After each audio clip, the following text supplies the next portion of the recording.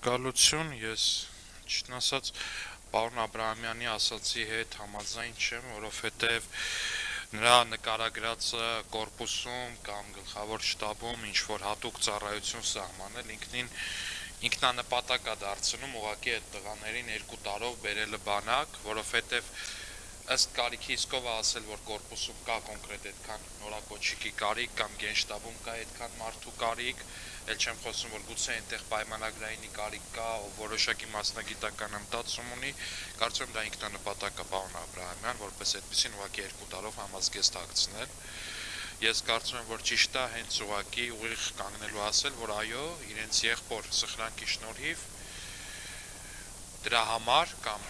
այդ տղաները ազատված են զինվորական ծառայությունից հենց այդպես ուղիղ առանց կամուկացերի, առանց այդ կորպուսի ծառայության իմիտացիայի կամ մնացածի։